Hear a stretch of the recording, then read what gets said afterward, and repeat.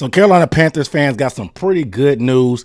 Things seem to be pointing in a direction that their rookie second-round pick running back Jonathon Brooks will be activated off of the PUP list soon and very soon. The team has said that they are looking and hoping to activate him from his 21-day window. Now, when you come off PUP list or IR, which is the physically unable to participate, or the injured reserve list, you have 21 days to get activated. If you don't get activated within that 21-day window, you're out for the season. So when you activate these guys, you want to make sure that they're actually close. Now, that doesn't mean he's going to come back as soon as he gets activated. There's going to be a ramp up period. This guy hasn't really played football since November, so there's a lot of things that go into it. But what does this mean for Jonathon Brooks to return at this point in the season, especially with the backfield being the way it is and it's kind of crowded back there? So in this video, we're going to talk about some of the ins and outs, what it means for Jonathon Brooks and what we can expect for him as a rookie. But if you're new to the channel, make sure you hit that subscribe button. My name is Aaron Duncan. I do recap and analysis about the Panthers. Please give this video a thumbs up. That small token of appreciation helps me out in the algorithm, helps the engagement score. So please stop what you're doing, give the video a thumbs up. And if you like more Panthers content like this, I do these type of things: previews, news and updates, live streams, film breakdowns. I promise you, if you want your water cooler talking points about the Panthers 3 to 5 business days in advance, you need to hit the subscribe button, because Jonathon Brooks has been something that's been looming over. Now, this rookie class that we had with Xavier Legette, Trevin Wallace, JT Sanders, those guys have been seeing the field. And even Jalen Coker, the undrafted free agent, has made some plays. So we're getting a lot of plays from this rookie class. But Jonathon Brooks was a guy that they moved back and then they moved up for and got some draft picks in there, but he was hurt. For what we understood at draft time, they thought that he would be ready for training camp because he was going to be cleared in July by the doctors. That hasn't been the case. It's now going on to week 6, week 7, and we're still asking questions. Is he going to be activated? And he may not even be activated for another 1, 2, or 3 weeks based on this 21-day window. As a person that was a big proponent, and I really liked the pick because I love Jonathon Brooks' upside. I really thought that he was RB1, and if it wasn't for the knee injury, I would have really been 100% behind him on RB1. I'm excited about the potential of him returning, but I can't lie. As a Panthers fan, just looking at this wholesale and objectively, when you have a guy that's going to miss this much of the year, when you have a defense as bad as they have currently, it is a head scratcher to have a guy that's not contributing and helping you on the field. Now, whether they're legit reasons or not for him not being on the field because of the injury, that doesn't really matter, because the Carolina Panthers need talent in the worst way that can contribute early. Like I said, thankfully, they're getting contributions from Legette. They're getting contributions from JT Sanders. They're getting contributions from Trevin Wallace. They're getting contributions from Jalen Coker. And that's overdue for this type of Panthers team. They need multiple draft classes to work for them because they don't have salary cap space. And so you need to hit on cheap picks that contribute. That way you can have your talent elevated on your roster for the low. Let's put things in perspective, because Jonathon Brooks has not played football since November of last year with the Texas Longhorns when he tore that ACL in that game. So expecting him to hit the ground running from the jump is a little bit far-fetched. Even once he ramps up during this 21-day period,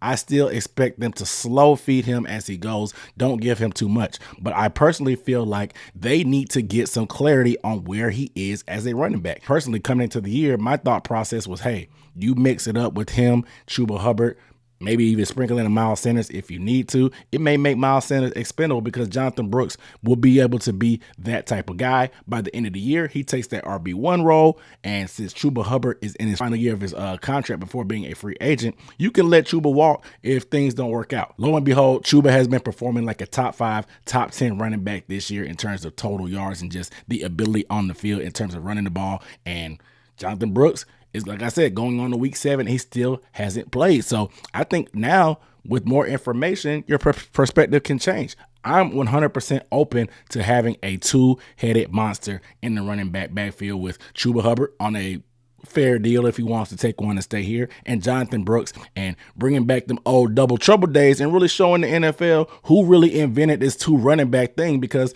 that was the Carolina Panthers back in the day, even with double trouble, even before then with Stephen Davis and Deshaun Foster. All that being said, I also think that having a guy, people may say you don't want to pay a running back and then having to split carries. I think that's actually the best policy to do because you stretch the life of your investment. We've seen before when we had Christian McCaffrey and we played him 97% of the snaps. And now you got him out in San Francisco and his Achilles, he has tendonitis and the meat's falling off the bone because he's been running to the dirt so much by us. We probably could have got a lot more return on investment had we had a running back that we played a lot more and really gave him an opportunity. The irony is we had Chuba Hubbard behind Christian McCaffrey, and that could have been the case, but that's all water under the bridge so far. But today, Dave Canales was asked about the potential of, hey, if a team calling for Chuba Hubbard, what do you say? This is what he had to say. Come in and offer you guys something for Chuba before the trade deadline, and you know you got Brooks is going to be long term. So how does all that work?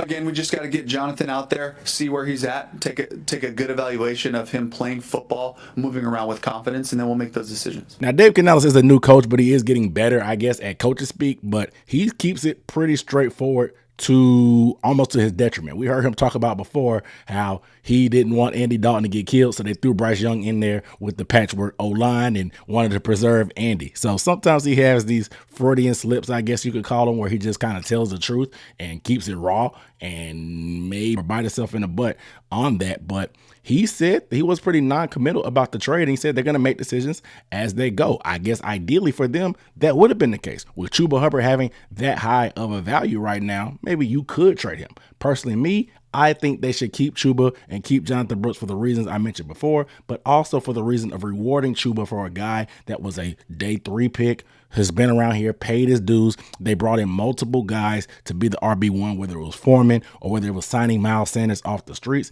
All Chuba Hubbard has done is put in the work on his weaknesses, continue to get better, continue to play hard, and you can see the upward trajectory of his skills and of his career. He continues to see like he's ascending on another level. This guy went from a fan doghouse per se to one of the top backs in the league right now. So I feel like when you're building a team, yes, it may not be the most financially savvy cap whiz type of guy, like don't pay your running back type of savvy move per se for the nerds out there. But to me, when you don't have that much talent on your team overall and the guys that are doing things the right way, you need to send a message and reward these type of guys, especially when you're coming out here saying that he's the exact type of guy. And if we could get all the guys to perform like him and work like him every day, we'd be great.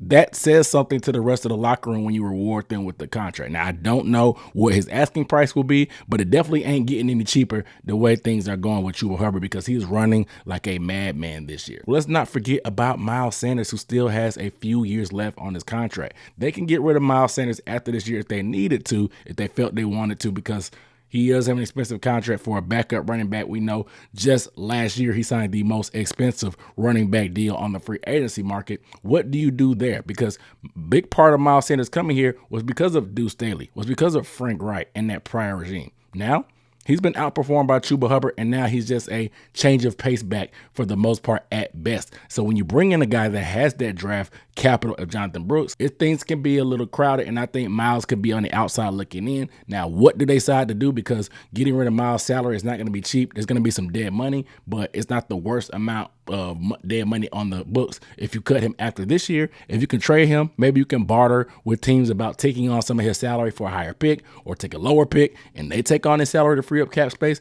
There's just some maneuvering you can do when you trade, but I think just to get rid of something, they're going to have to make some type of move when Brooks comes back. I think Blackshear's spot is secure because he is that designated kick returner, but there are guys like Xavier Legette that can be that guy for them. So if they cut Blackshear, who knows? But I just don't think that's a wise decision because last year Blackshear was one of the better kick returners in the league. Obviously, there's still some adjustment to be doing to the new rules, but value with Blackshear pretty much outweighs Miles Sanders when you have a guy like Jonathon Brooks who has a skill set to be an every down back, even though it's going to take him time to really build up that conditioning, build up that experience, and really get some carries under his belt. Because keep in mind, this guy just turned 21 this summer. He was a backup running back to Bijan Robinson the year before last, just got a chance to be that lead back for Texas and got hurt towards the back end of the season. So he still has low mileage on his career, even though he has that ACL injury, still a lot of experience. And I still think there's a lot of improvement that needs to be done that's just going to get better by getting more carries. We saw the ascension and the improvement for Chuba Hubbard. So I think the same type of patience and development is going to happen with Jonathon Brooks. I think Jonathon Brooks is a little bit more naturally talented and also bigger with a different type of style. So obviously you would expect, hopefully, that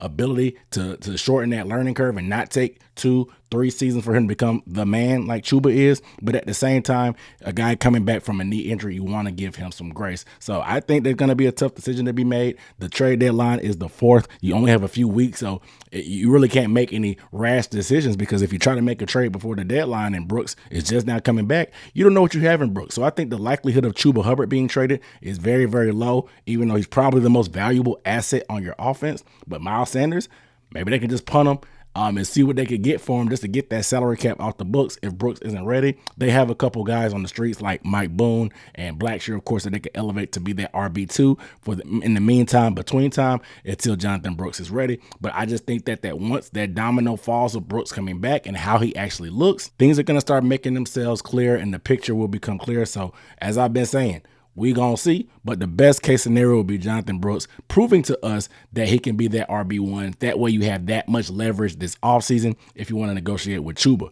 If you feel comfortable with Brooks, you can be like, Chuba, hey, we respect you. Go test the market. If you don't like our offer, take it or leave it. And if you want to just be committed to him, you could pay him early if you wanted to. Keep him around, have that two-headed monster like I think they should, but it is what it is. You guys let me know down below in the comments, what are your expectations for Jonathon Brooks this year? And do you think they should make any trades since he's coming back soon and very soon? The trade deadline is in about 2.5 weeks or so, so we're going to have to find out fast what we have in Brooks if they want to make a move doing that. But I want to get you guys' thoughts down below, but I appreciate you guys watching. Make sure you hit that subscribe button down below. I'll see you next time.